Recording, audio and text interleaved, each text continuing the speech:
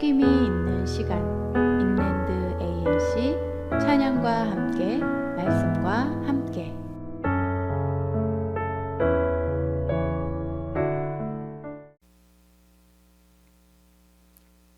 할렐루야. 찬양과 함께, 말씀과 함께 창세기 강의 시간에 오신 여러분을 주님의 이름으로 환영합니다.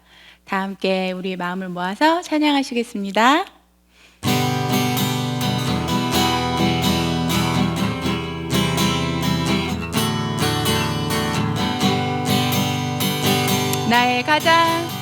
나의 가장 낮은 마음, 주님께서 기뻐하시고 작은 일에 큰 기쁨을 느끼게 하시는도다.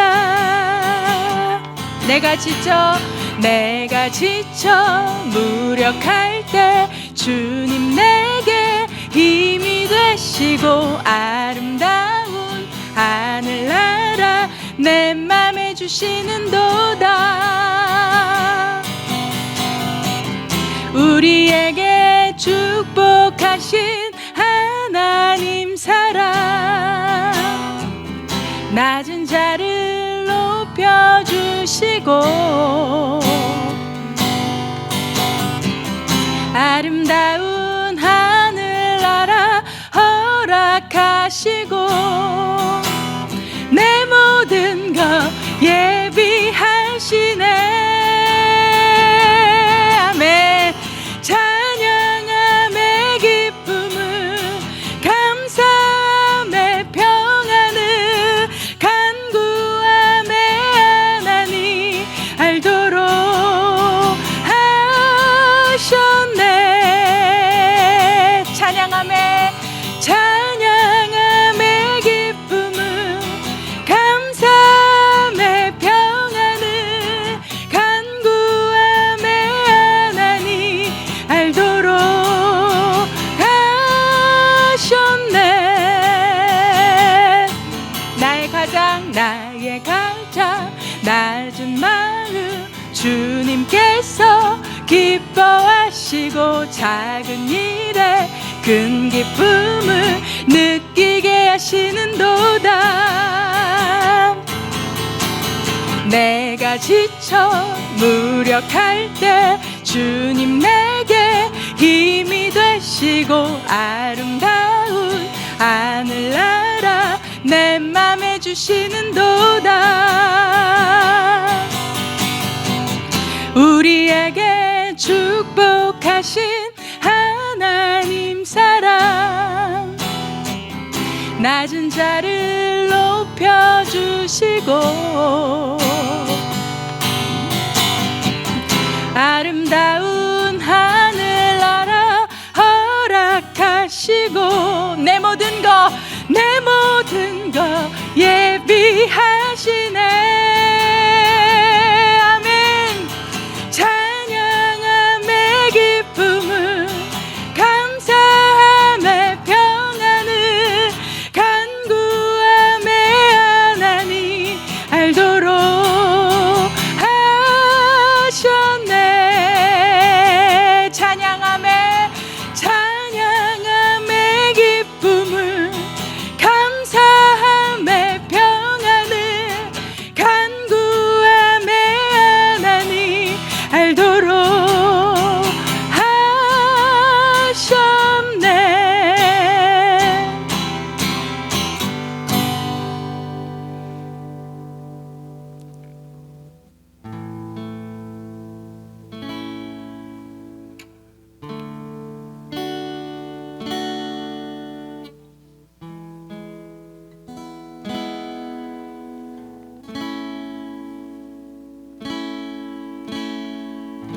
하나님 한 번도 나를 실망시킨 적 없으시고 언제나 공평과 은혜로 나를 지키셨네. 다시 한번 하나님 하나님 한 번도 나를 실망시킨 적 없으시고 언제나 공평과 은혜로 나를 지키셨네.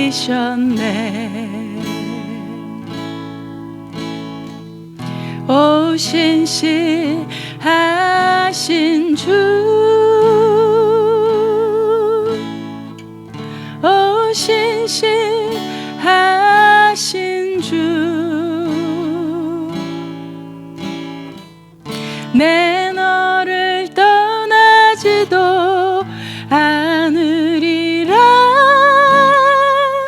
내 너를 버리지도 않으리라. 약속하셨던 주님, 그 약속을 지키사 이후로도 영원토록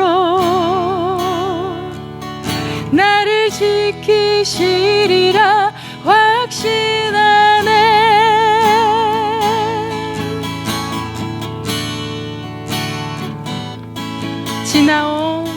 지나온 모든 세월들 돌아보아도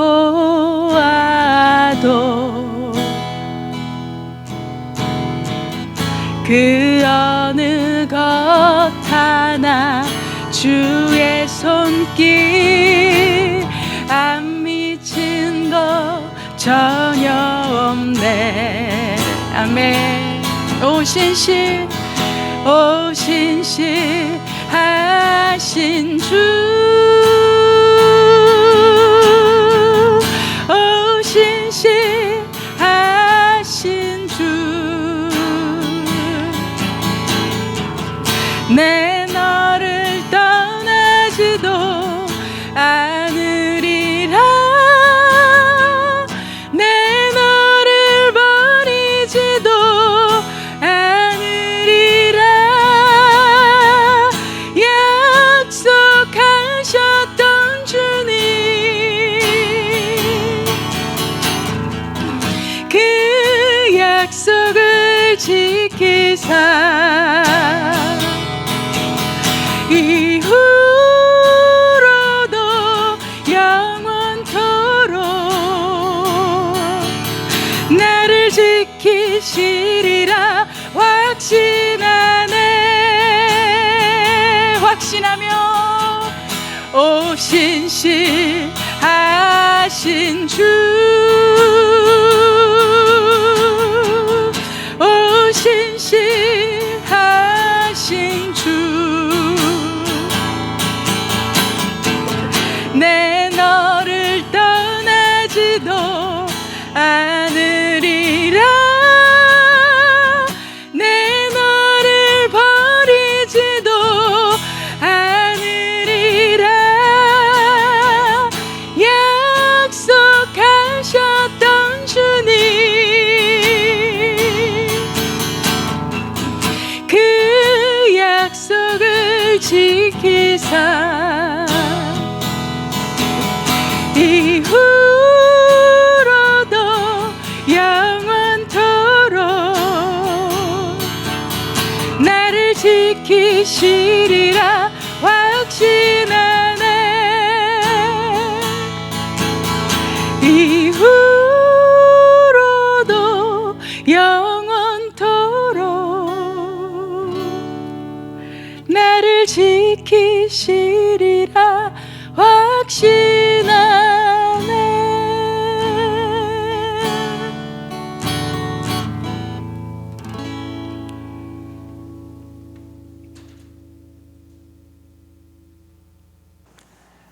네, 수요일 창세기 성경 강해 시간입니다. 문답식 강해 시간.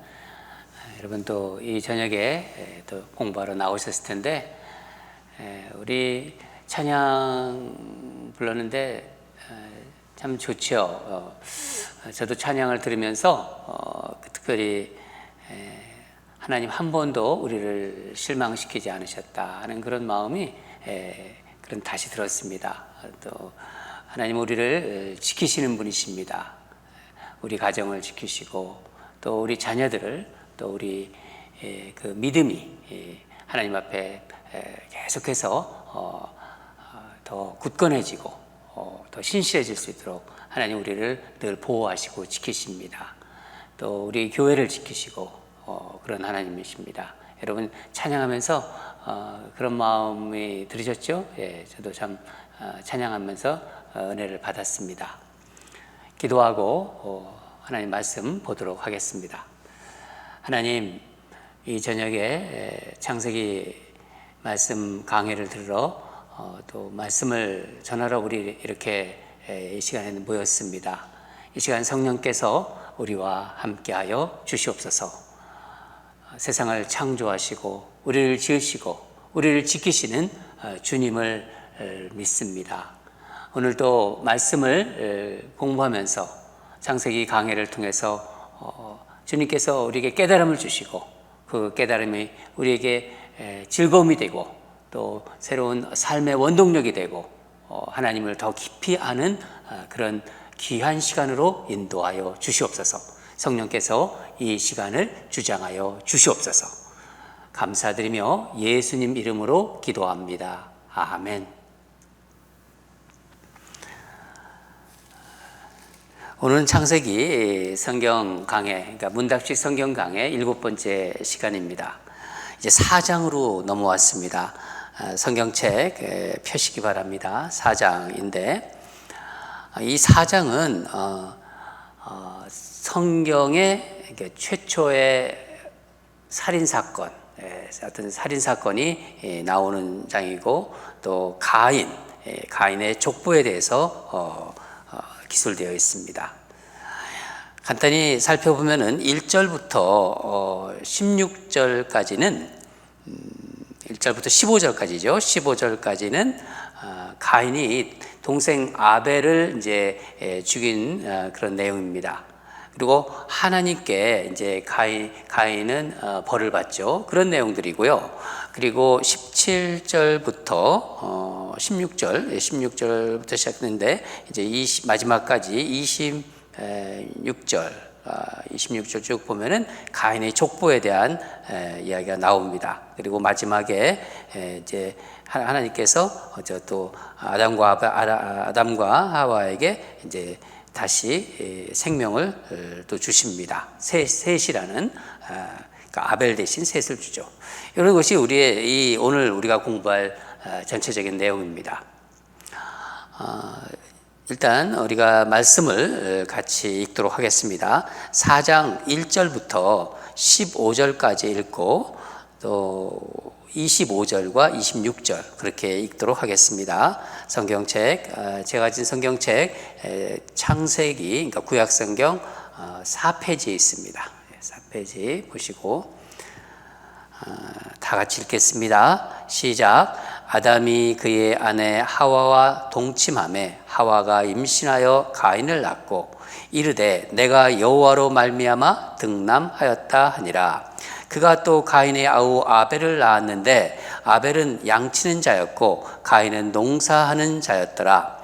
세월이 지난 후에 가인은 땅의 소산으로 제물을 삼아 여호와께 드렸고 아벨은 자기도 양의 첫 새끼와 그 기름으로 드렸더니 여호와께서 아벨과 그의 제물은 받으셨으나 가인과 그의 제물은 받지 아니하신지라.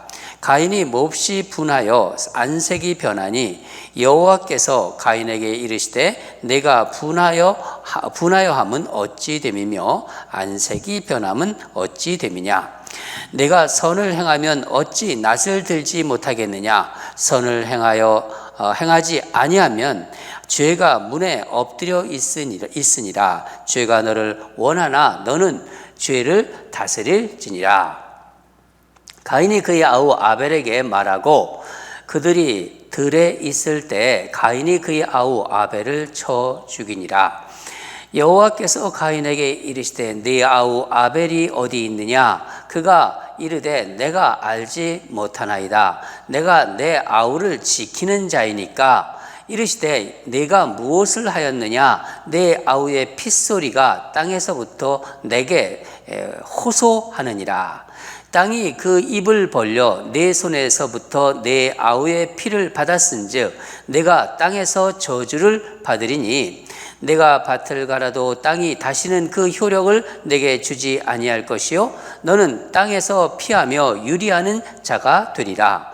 가인이 여호와께 아뢰되 내 벌이 지기가 너무 무거우니이다. 주께서 오늘 이 지면에서 나를 쫓아내시온즉 내가 주의 낯을 배웁지 못하리니 내가 땅에서 피하며 유리하는 자가 될지라. 무릇 나를 만나는 자마다 나를 죽이겠나이다.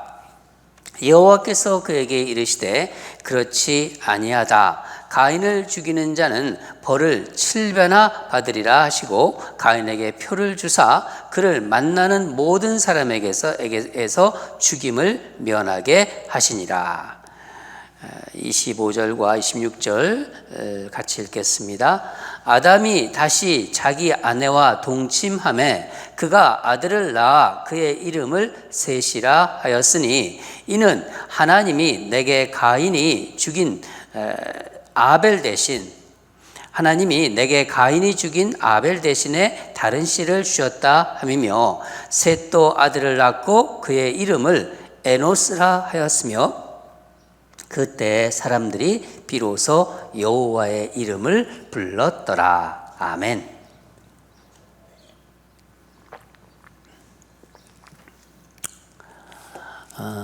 우리가 4장 내용을 좀 살펴보았는데 쭉 읽었는데 이 창세기 4장은 아벨과 가인이 이제 그 주인공이라 이렇게 생각이 되지만은 특별히 이제 아벨에 대한 것보다는 하나님과 가인에 대한 그 대화입니다. 그런 게 더 많습니다.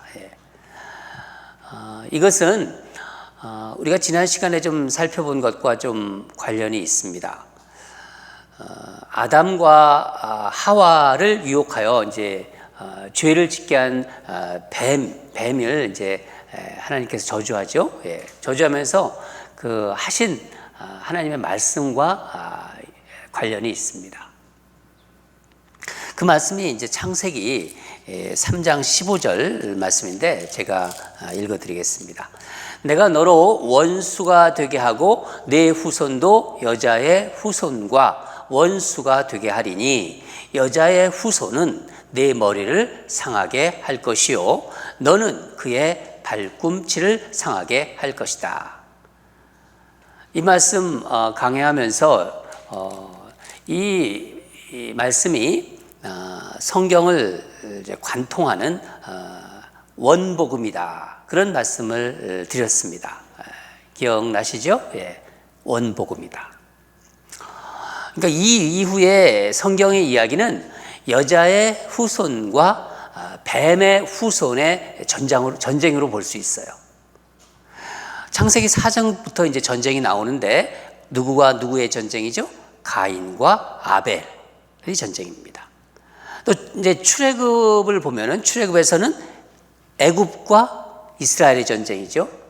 이제 출애굽해서 이스라엘이 이제 어디로 갑니까? 가나안 땅에 들어갔잖아요. 가나안 땅에 들어가서는 가나안 거민과 이스라엘 백성과의 또 전쟁입니다. 그 후에 이제 왕들이 세워지죠. 이 왕들은 세상 왕이죠. 세상 왕들과 하나님께서 보내신 선지자들과의 전쟁으로 또 볼 수 있어요. 신약으로 넘어옵니다. 신약으로 넘어와서는 예수님이 이 땅에 오시는 그 순간부터 싸움은 시작돼요. 전쟁은 시작됩니다. 헤롯 왕과 아기 예수를 이제 싸움이죠. 그러니까 헤롯 왕이 아기 예수를 죽이려고 하죠. 요즘 우리가 주일마다 보는 요한계시록. 요한계시록에서는 이제 마지막 어떻게 되나요? 사단 마귀는, 이게 사탄은 최종적으로 패배를 당합니다.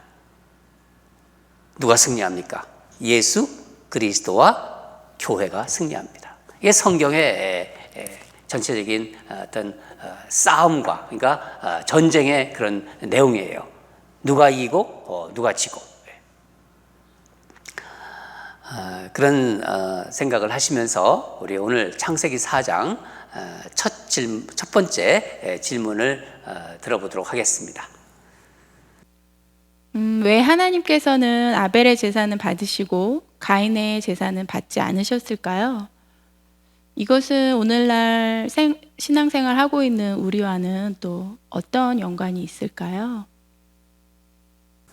왜 하나님은 아벨의 제사를 받으시고 가인의 제사를 받지 않으셨나요? 그게 우리의 삶과 또 우리 예배와 어떤 관계가 있나요? 이런 질문이죠. 예. 많은 분들이 이 질문을 궁금해해요. 이 질문을 많이들 한다는 거죠. 이것을 주제로 해가지고 목사님들이 설교를 참 많이 하셨어요. 여러분도 많이 들으셨을 거예요.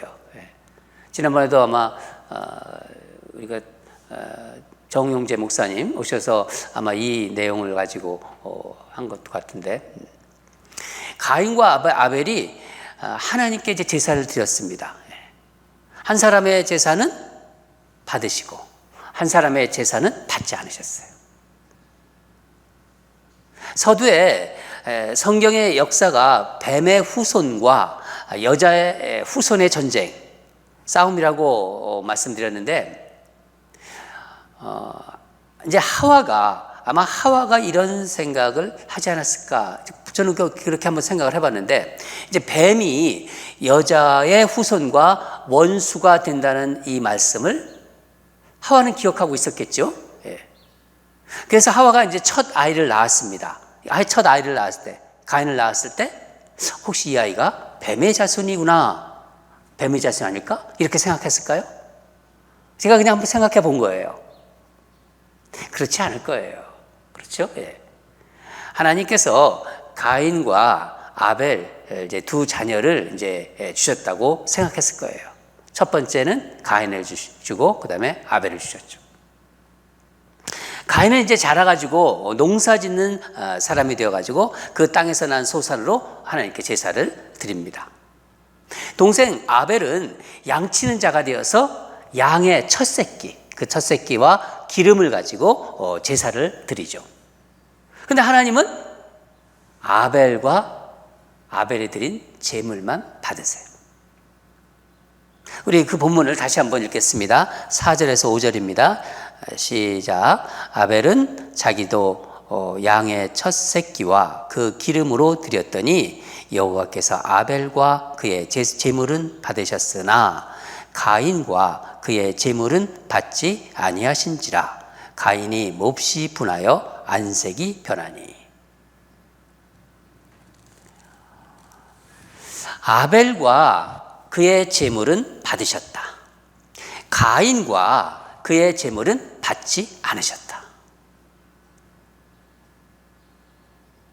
왜 하나님은 가인과 그의 제물은 받지 않으셨을까요? 제사를 드렸는데. 여러분, 여기서 중요한 것은 제사를 드리는 제물의 문제가 아니에요. 한번 보세요. 우리가 4절 5절 읽었죠? 4절 5절에서 아벨과 그의 제물, 그렇게 나오죠? 아벨과 그의 제물. 4절 5절은 가인과 그의 제물. 예. 하나님은 사람과 제물에서 사람을 먼저 보십니다. 제사를 드리려고 제물을 갖고 나오잖아요. 사람을 보신다는 거예요. 사람을 먼저. 하나님은 제물을 보고 제사나 예배, 우리가 제사는 지금 예배를 얘기하는 거예요. 우리로 얘기하면 예배를 받으시는 분이 아니라는 거예요. 예배를 드리는 삶, 예배 드리는 사람의 삶을 먼저 보세요. 우리가 항상 그 기억해야 됩니다. 내 삶을 하나님은 보고 계신다는 거예요. 그 다음이 내가 가지고 나오는 헌금이라든가 내가 가지고 나오는 헌물이에요. 예배를 드리는 사람의 존재, 예배를 드리는 우리 존재, 그 사람의 삶을 하나님께서 보고 계시다는 것을 우리는 잊지 말아야 합니다. 히브리서 11장 4절에 보면은 믿음으로 아벨은 가인보다 더 나은 제사를 드렸다고 합니다.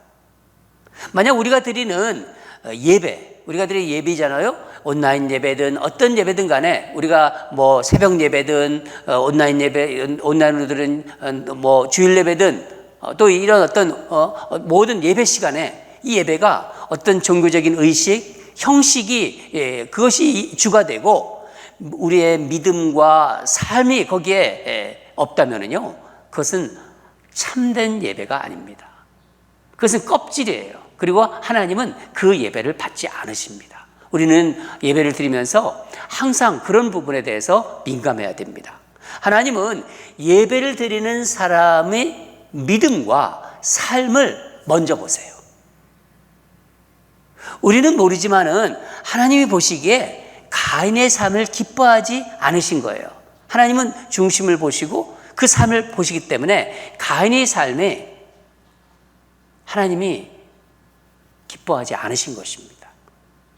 이게 첫 번째 우리가 해석해야 될, 우리가 볼 수 있는 부분이고요. 제가 이제 여러 가지 이제 자료를 연구해 보고 그런 과정에서 한 가지 흥미로운 해석을 발견했는데, 신학자 월터 브루그만의 해석입니다. 아실 거예요. 여러분, 월터 브루그만이라는 그 신학자가 있는데, 가인과 아벨의 문제는 제사가 발단이 아니다. 그 사람은 그렇게 보고 있습니다. 그 월터 브루그만은 하나님의 선택과 관련이 있다. 그러면서 인간의 삶은 불공평하고 하나님만이 자유롭다. 인간의 삶은 공평하고 하나님만이 자유롭다. 월터 브루그만의 그 말입니다. 이걸 곰곰이 묵상하면요, 참 통찰력 있는 해석이에요. 이 월터 브루그만은 성경에 나오는 장자들 있잖아요. 가족 관계에서 장자와 차자의 관계를 한번 주의 깊게 이제 살펴본 것 같아요. 여러분, 성경은 이 장자, 첫 번째 장자와 이 차자에서 누구에게 좀 이렇게 더 호의적인가요? 호의적이란 말이 좀 어폐가 있지만은 누구에게 더 후한가요? 차자입니다. 그렇죠? 차자. 가인과 아벨도 그렇잖아요. 아벨로 인해서 이제 구원의 역사가 이루어집니다. 아벨도 그렇고, 그러니까 가인과 아벨에서 아벨을 택하죠. 에서와 야곱 아시죠? 에서와 야곱도 동생 야곱을 택하세요. 또 야곱의 그 형들이 있잖아요. 많잖아요. 야곱의 형들과 요셉이 있죠? 그럼 요셉을 또 택하세요. 다윗은 어떤가요? 다윗의 형들과 다윗도 마찬가지입니다. 다윗을 택하십니다. 이걸 어떻게 설명할 수 있을까? 참 의아한, 참 왜 그렇게 하셨을까? 우리는 생각할 수는 있지만은 답은 몰라요. 이것은 피조물인 우리가 알 수 없는 하나님의 자유 영역이다. 그렇게 이 신학자는 보는 거예요. 우리가 모르는 세계예요. 신비로운 세계죠. 애들이 엄마와 아빠하고 이렇게 이야기하는 걸 보면서 엄마 아빠의 그 모든 것이 이렇게 하는 것을 아이들이 다 어렸을 때 이해 못 하잖아요. 차원이 다른 거예요. 엄마 아빠가 가지고 있는 그 세계를 아이들은 모르는 거예요. 마찬가지로 하나님의 그 어떤 우리가 표현하기에는 그 어떤 자유 영역을 우리 피조물은 모르는 것입니다. 우리는 그거를 생각해 볼 수 있어야 돼요. 이 월터 브루그만의 이 해석인데 통찰력 있는 해석이라 여러분과 함께 나누어 보았습니다. 2번째 질문을 듣겠습니다.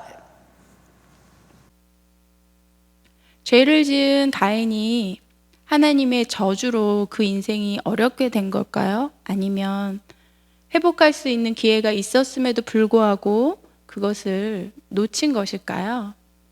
그리고 하나님께서는 감사하게도 아벨 대신 셋을 주셨는데 이것은 어떤 의미일까요?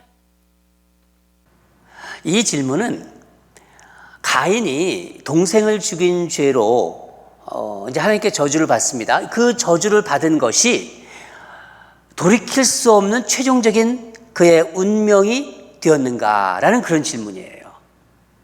먼저 첫 번째 앞부분 질문이고, 그리고 또 나중에 이제 하나님께서 아벨 대신 셋을 주셨는데 이것은 어떤 메시지가 있는가 하는 그런 질문이죠. 결론을 먼저 말씀드리면은 가인은 돌이킬 수 있는 기회가 있었어요. 하나님께서 가인이 회복할 수 있는 기회를 주셨음에도 불구하고 가인은 그 기회를 상실한 것입니다.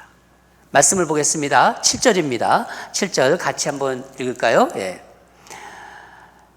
내가 선을 행하면 어찌 낯을 들지 못하겠느냐. 선을 행하지 아니하면 죄가 문에 엎드려 있느니라. 죄가 너를 원하나 너는 죄를 다스릴지니라. 이 7절을 좀 번역을 좀 잘 한 것 같아요. 저희 7절을 새 번역에서 그 새 번역으로 한번 제가 읽어드리겠습니다. 내가 올바른 일을 하였다면 어찌하여 얼굴빛이 달라지느냐.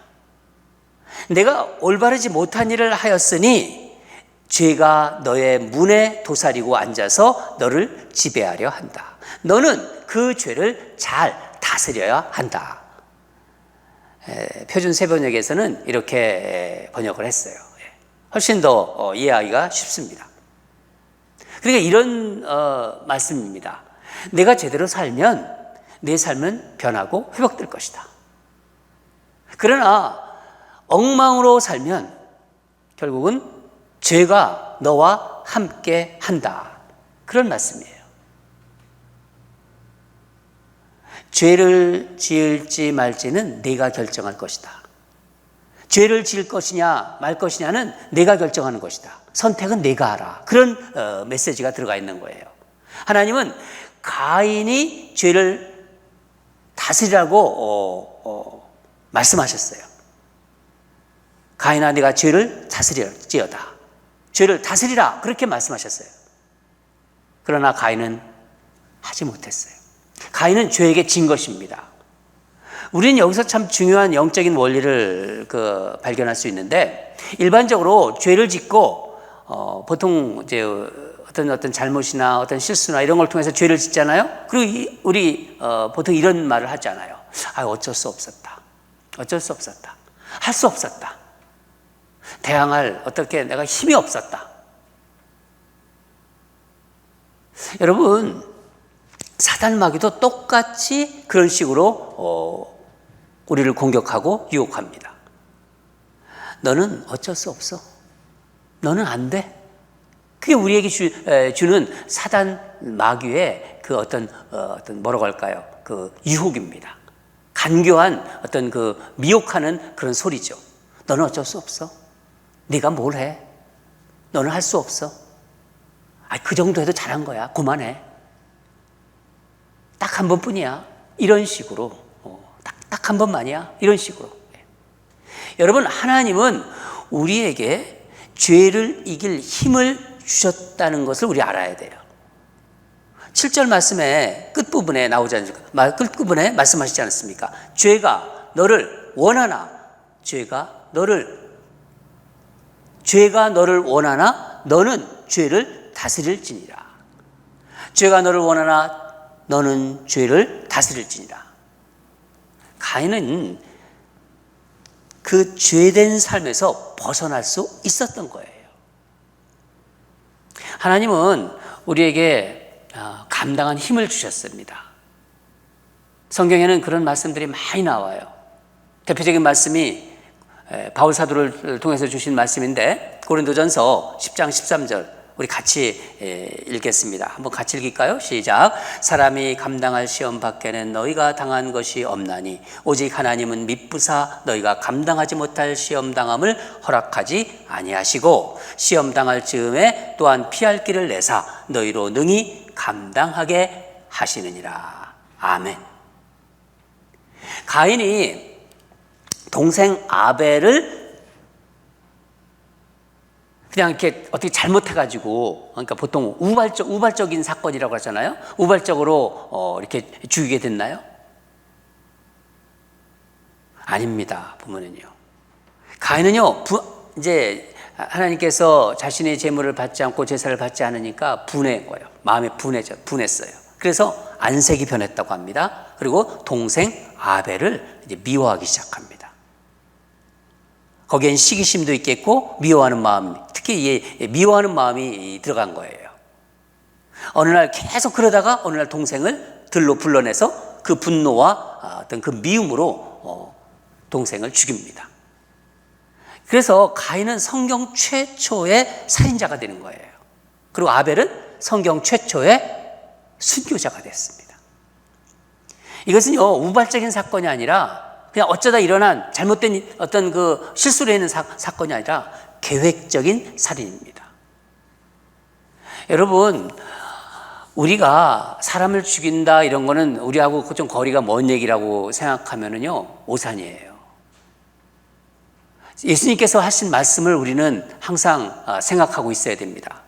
여러분도 만약 누구를 미워하는 마음이 있다. 사람 미워할 수 있습니다. 순간적으로 미워할 수도 있어요. 근데 그 미움이 계속되면 안 돼요. 지속되면 안 된다는 거예요. 내가 어떤 누구에 대해서 계속해서 미워하는 마음을 가지고 있고 그것이 계속 지속된다. 그것은 벌써 죄에 길들여진 것입니다. 어느 시점에서 그 미움을 끊어버리셔야 돼요. 가까운 사람일 수도 있고 먼 사람일 수도 있는데 그 미움이 내게 계속 있다면요, 하나님 앞에서 십자가 앞에서 끊으셔야 됩니다. 예수님께서는 형제를 미워하는 것, 이거는요, 예수님께서 형제를 미워하는 건데 계속해서 미워하는 것을 얘기하신 거예요. 그 계속 미워하는 것은요, 살인이라고 말씀하셨어요. 아담과 하와도 우리가 먼저 전 시간에 본 아담과 하와도 돌이킬 수 있는 기회가 있었어요. 하나님은 이렇게 하나님이 징계라든가 심판하시기 전에 반드시 먼저 경고하세요. 그게 뭐냐면요, 사랑의 경고입니다. 경고지만요, 사랑하시기 때문에 먼저 알려주시는 거예요. 아담과 하와가 선악과를 먹고 이제 동산 나무에 이제 숨었을 때 하나님이 아담을 부르십니다. 아담아, 내가 어디 있느냐? 아담아, 내가 어디 있느냐? 하나님이 부르시는 것, 그 자체가 아담과 하와에게 기회를 주는 거예요. 그리고 그것이 바로 경고고 사랑의 경고죠. 가인이 동생 아벨을 죽였을 때도 9절 말씀을 보면은요, 내 아우 아벨이 어디 있느냐? 내 아우 아벨이 어디 있느냐? 가인에게 하나님 앞에 나와서 돌이킬 기회를 주시고 있는 거예요. 그리고 그것은 또한 사랑의 경고입니다. 여러분, 우리가 실수한다든가 또 어떤 잘못으로 죄를 지었을 때 꼭 잊지 마십시오. 하나님은 먼저 사랑의 경고를 하십니다. 그 경고에 예민해야 돼요. 곧바로 심판하지 않으세요. 요한계시록에서도 보면은요, 한 번에 이렇게 탁 심판하지 않으시잖아요. 뭐 7인 심판, 7인 재앙이죠. 7 나팔 재앙, 또 7 대접자. 계속해서 기회를 주시고 사랑으로 계속 경고하십니다. 가인은 하나님께 회개하고 돌아올 수 있었으나 죄에 굴복한 것입니다. 또한 오늘 본문에서는요, 하나님이 얼마나 정말 긍휼하신 분인지를 잘 보여주고 계세요. 하나님은 가인을 저주하셨어요. 땅을 저주하시면서 그러면서도 은혜를 부어주십니다. 13절에서 14절을 보면요, 가인이 이제 자기가 받을 그 죄, 벌인 그거 지기가 너무 힘드니까 내가 힘들다, 하나님 제가 힘듭니다 그러면서 그 그러니까 떨어져 나서 유리에서 죽을까 두렵다고 이제 하나님께 말하니까 15절 가인을 죽이는 자는 7배의 벌을 받을 것이다. 그렇게 말씀하시잖아요. 죽이지 못하게 표를 주십니다. 하나님이 보호하시겠다는 의미입니다. 17절부터 23절을 쭉 보면은 그 이후 가인이 이제 6대 자손들이 쭉 나오는데 이 후손들에게 은혜를 베푸세요. 어떤 분이냐면 이 문화적인 유산, 엄청난 문화적인 유산을 이제 허락하시는데 유목 문화를 이제 처음 시작하게 만들고 또 음악과 예술의 처음 시초를 닦게 만듭니다. 그리고 농경 문화의 어떤 그 처음을 시작하게 만듭니다. 이게 다 시발점이 됩니다. 그러나 죄된 삶이었기 때문에 가인의 계보는 인류의 구원의 계보로 연결되지 못해요. 이 족보, 지금 오늘 여기에 나오는 4장에서 나오는 이 가인의 족보가 처음이자 마지막입니다. 네, 여러분, 이런 말을 우리가 생각할 수 있습니다. 하나님은 비를 내리시잖아요. 오늘 비가 왔는데 날씨가 참 좋습니다. 그리고 약간 겨울 맛이 납니다. 오늘 비를 내리시되 선인에게도 내리시고 악인에게도 동일하게 내리시는 분이다. 비를 내리시지만은 선인에게도 내리고 악인에게도 동일하게 내리시는 분이다.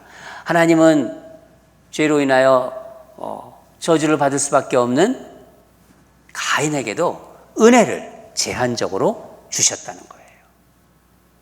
마지막으로 우리가 살펴볼 것은 하나님은 아담과 하와에게 새로운 자녀를 주시잖아요. 마지막 부분인데 셋을 주신 의미가 무엇인가? 아까 질문한 것입니다. 아벨이 죽었어요. 두 자녀 중에서 동생 아벨이 죽었어요. 남은 후손, 이 뱀의 후손이 된 가인입니다. 소망이 끊어진 것 같아요. 한 사람은 죽고 한 사람은 뱀의 후손으로 전락하고 소망이 발견되지 않잖아요. 그렇죠? 그런데 하나님께서는 여자의 후손의 계보를 계속 이어가십니다. 아벨 대신에 새로운 씨앗을 주십니다. 우리 25절을 같이 읽겠습니다. 시작. 아담이 다시 자기 아내와 동침함에 그가 아들을 낳아 그의 이름을 셋이라 하였으니 이는 하나님이 내게 가인이 죽인 아벨 대신에 다른 씨를 주셨다 함이며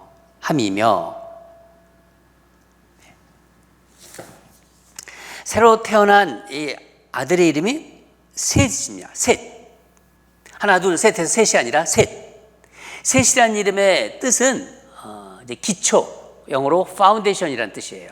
기초를 닦다, 기초. 그러니까 하나님께서 다시 기초를 놓겠다는 그런 의미입니다. 이 기초의 첫 후손이 바로 26절에 나오는 에노스. 에노스라는 의미는 사람이에요. 사람. 한번 26절 같이 읽겠습니다. 셋도 아들을 낳고 그의 이름을 에노스라 하였으며 그때 사람들은 비로소 여호와의 이름을 불렀더라. 인류의 새로운 미래는 사람으로 이루어진다고 말씀하고 계신 거예요. 이제 사람을 통하여 내가 인류의 새로운 미래를 열어가겠다. 기초를 닦겠다. 그 첫 후손으로 에노스, 사람이다. 26절 우리가 읽었듯이 그때 비로소 인간이 하나님의 이름, 여호와의 이름을 부르기 시작했다고 합니다. 그때 사람들이 비로소 여호와의 이름을 불렀더라. 구원의 역사가 시작된 것입니다. 다시 이어져 가는 것입니다. 사랑하는 여러분, 오늘 말씀을 이렇게 묵상하면서 또 강의하면서 저는 이런 생각이 들었어요. 인생을 살아가는 동안 내가 아벨 같은 때가 많을까? 아벨 같은 분위기가 있잖아요. 실패하고 실수하고 죄를 짓고 아벨 같은 때가 많을까? 가인 같을 때가 많을까? 거꾸로죠. 아벨 같은 거는 이제 그런 반대입니다. 죄송합니다. 제가 잘못 말했는데 아벨 같은 때가 많을까요? 가인 같을 때가 많을까요? 아까 말씀드린 대로 실수하고 실패하고 죄를 짓고 낭망하고 절망하고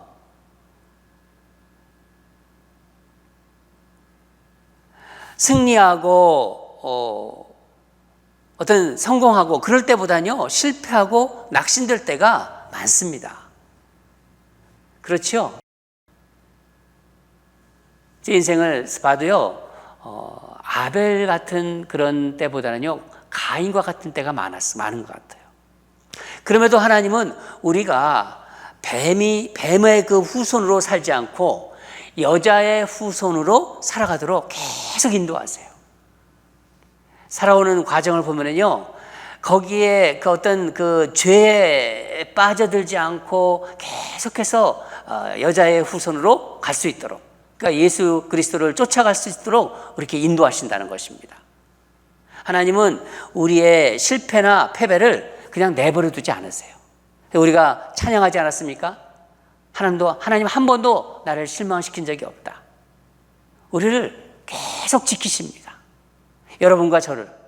아마 오늘 말씀을 조용히 묵상하면요, 그랬었지, 그 당시에 그랬었지, 하나님께서 그렇게 나의 삶을 지켜주시고 인도하셨지, 그걸 고백할 수 있을 거예요. 예. 분명한 것은 나는 죄에 굴복할 수 있기도 하고 죄를 다스릴 수도 있다는 거예요. 하나님께서 말씀하시지 않았습니까? 너는 죄를 다스릴지니라. 예. 결국은 내 선택이라는 거예요. 내 선택. 내가 어떻게 하느냐. 신실하신 하나님은 하나님의 자녀들이 죄를 다스릴 수 있도록 계속해서 도우십니다. 오늘 우리에게 하나님께서 이 창세기 4장을 통해서 이 말씀을 주신 것입니다. 우리가 바르게 살고 우리가 정말 하나님 앞에서 예배를 드릴 때도 그렇고 또 삶에서도 정말 하나님께 열매를 올려드리는 열매를 맺는 그런 삶을 살고자 우리가 노력하고 그럴 때 하나님 우리가 실수하고 우리가 죄를 지어도 다시 하나님의 자녀로 기회를 주시고 또 경고도 주시고 사랑의 경고를 주시면서 우리를 계속해서 예수 그리스도의 길로 인도해 가신다는 거예요. 여자의 후손으로 가는 길로 인도하신다는 거예요. 여러분 그렇게 생각되시죠? 네. 오늘 하나님께서 우리에게 주신 창세기 4장을 통해 주신 하나의 메시지로 볼 수 있습니다. 우리 다 같이 기도하겠습니다. 하나님 아버지, 오늘 창세기 4장을 묵상하고 강의하면서 하나님께서 우리를 얼마나 사랑하시는지, 또 얼마나 우리에게 기회를 주시고 또 사랑의 경고를 주시면서 정말 여자의 후손으로 인도하는 그 과정을 지켜보았습니다. 그 과정을 우리 마음에 담았습니다. 사랑하는 하나님 아버지, 세상은 흉흉하고 많은 어려움이 있지만은 창세기 공부를 통해서 하나님이 여전히 우리를 아름답게 인도하시고 우리를 지키시고 우리를 보호하신다는 것을 우리가 다시 한번 깨닫게 되었습니다. 주신 말씀에 감사드립니다. 우리 성도들 오늘도 또 이 창세기 공부를 하면서 다시 한번 주님이 주신 메시지를 마음에 담고 그 주신 말씀으로 또 넉넉하게 이 세상을 살아갈 수 있도록 주님께서 인도하시고 또 힘주시고 지켜주시옵소서. 이 밤도 주님께서 함께 하시고 아름다운 삶으로 인도하시고 또 단잠으로 인도하실 줄 믿습니다. 감사드리며 예수 이름으로 기도합니다. 다음 시간에 또 뵙겠습니다. 건강하십시오.